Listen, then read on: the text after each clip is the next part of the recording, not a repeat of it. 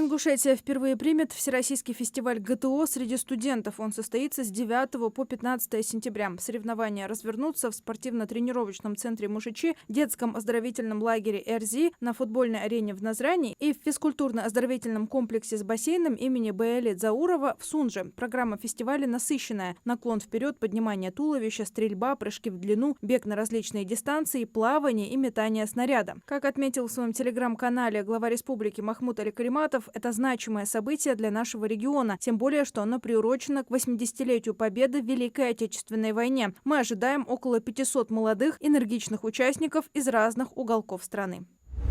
На базе Республиканского спортивно-тренировочного центра Мушичи проходит добровольческий слет «Добро с первыми». Он объединил ребят, которые в прошлом и текущем году показали лучшие результаты в сфере добровольчества. Организаторы подготовили программу по 3 основным трекам: развитие добровольчества, команда образования и эффективная работа в группе, руководство и организация волонтерских отрядов. Слет проходит в рамках проекта «Экопоколение», реализуемого региональным отделением движения первых при поддержке Комитета по делам молодежи и первой Назрановской школы-интерната. Он завершится 27 августа.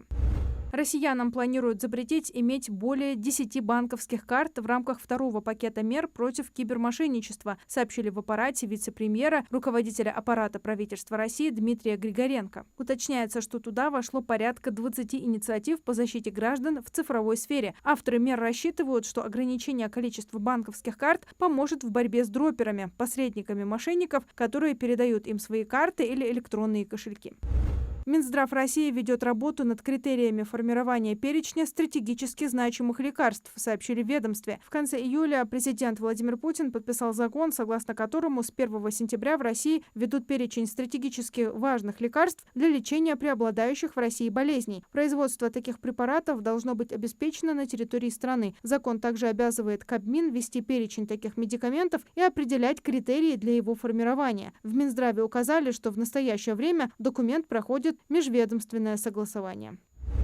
Единая платформа, где можно будет увидеть ранее выданные согласия на обработку персональных данных и отозвать их, появится на госуслугах, сообщили в Минцифры. Можно будет не только узнать, кто, как и зачем обрабатывает ваши данные, но и отозвать ранее выданное согласие, а также сообщить о возможных нарушениях в уполномоченные органы, говорится в сообщении министерства.